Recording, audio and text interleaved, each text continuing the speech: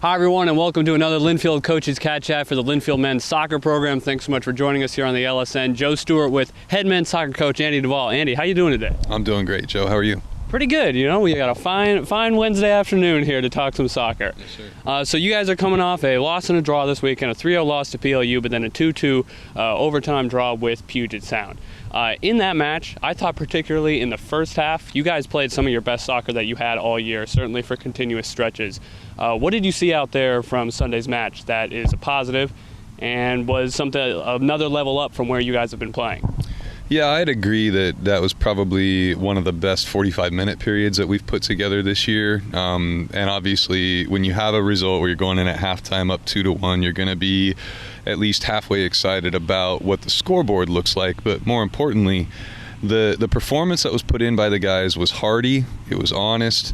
They were able to connect passes. They were able to defend well within the run of play, I should say. The corner kick goal that we conceded, which allowed us to go down 1-0 to start and then to be able to come back and go up 2-1.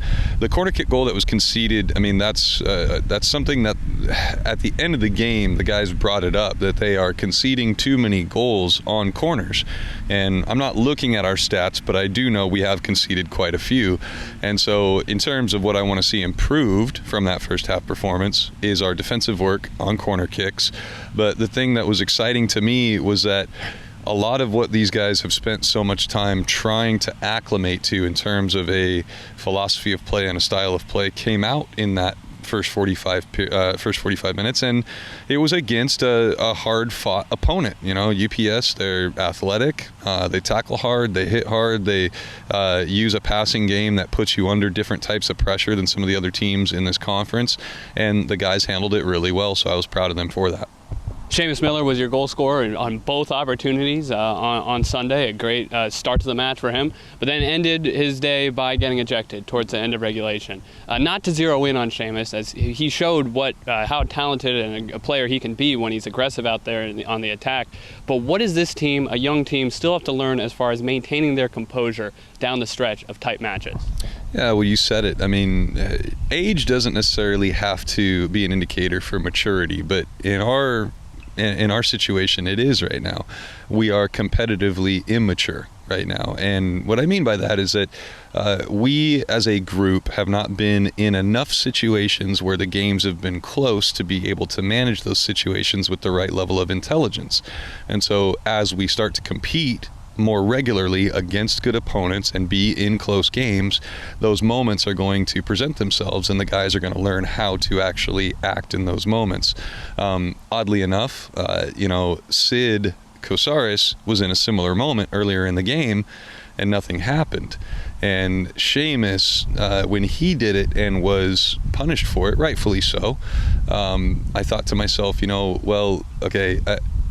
way, it's a good thing that it's come to a player having to learn the hard way of what not to do in that situation where emotions are running high, because I honestly, and I don't want to be a bad head coach by saying this, but I was kind of hoping that Sid might get cautioned when he did it, because as young as we are and as much as we're still needing to learn, if you don't get the opportunity to have to learn from a mistake because you don't get punished for the mistake, then oftentimes the learning doesn't happen.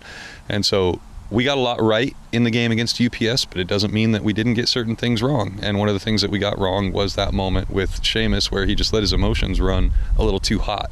And so as much as we like Seamus and what it is that he's doing for us in open play and in his defensive work and the progress that he's making, that's a learning moment for him, and I expect that he will learn from it. And then, so defensively, that last overtime, those two overtime periods, man, that was a battle for sure, those last 20 minutes. But your guys faced down some good attacks from Puget Sound and held strong, bend but didn't break. What did you think of the play in the defensive third in those late moments? Yeah, I definitely need to, I don't like doing this, but I need to highlight Logan Kleiser, Keegan, Bridger, and Patty. Those four played in the back line for the entire match. Patty, Keegan, and Bridger played the entire weekend, and we're very glad to have some guys back that have been injured for quite a while. And that back four was very good at managing a lot of dangerous situations we were presented with all weekend. And in the UPS game in particular, that overtime of 2 20-minute periods, I mean, they had to deal with a lot of crosses. They had to deal with a lot of opportunities that were being delivered right into the most dangerous parts of the field. And in terms of maturity, they were very mature in those situations. They made a lot of good decisions. They were physical. They were aggressive. They asserted what it is that they needed to assert in terms of their presence and just the decision making that they needed to make in those moments. And so credit to the entire team for being able to do that. But those four in particular, Logan, Keegan, Bridger, and Patty, really did the job that was necessary for the team in those moments. And it was, as you say, a lot of work for them to do that. And they may have bent a couple of times, but they didn't break. So credit to them for being able to manage that. 10 of your 16 shots on the weekend on goal. What do you like about the looks that you're starting to put together, the efficiency that your team is starting to approach the attack with here as we keep moving forward through the year?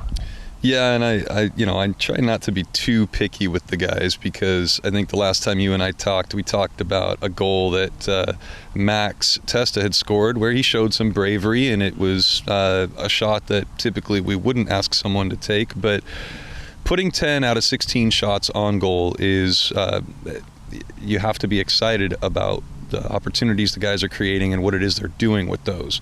And so, it is an indicator of progress that the guys have made in the quality of chances that they're looking to try and produce and what they're doing with them. And so I'm excited about it. We need to put more of them in the back of the net, but we're testing keepers now more than we have. And they aren't hopeful chances where we're trying to play balls from 40 yards away into the box and hope that somebody gets on the end of one. They are chances where a defense is having to try and change based on what it is that we're doing in the final third. They're having to address the ball. They're having to address the spaces we're trying to attack. And we're not doing it at an exceptionally high rate yet, but we're doing it at enough of a rate where the guys are starting to see what it is they're doing in training is turning into good quality chances and turning into shots on goal.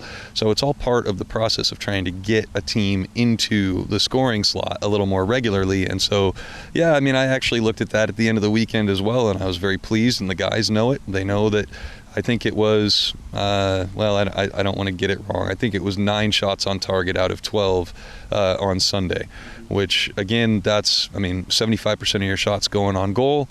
That's not just because your guys are accurate and shooting from 30 yards. It's because they're choosing quality chances based on being able to produce good chances with ball movement, accurate passing, quality touches, and understanding how to play the game in the final third. So a lot to be excited about there, and we're looking forward to continuing to progress that part of our game. The Cats will look to keep progressing this weekend with just one here at home on homecoming, so we hope we see a lot of you alums out here to check out our awesome facility here and cheer on the Wildcats as they take on the Willamette Bearcats. That match starting at 2:30. If you can't make it out, we'll of course have live coverage for you on the LSN starting at 2:15. Coach, thanks for the time. Thank you, Joe. Appreciate it.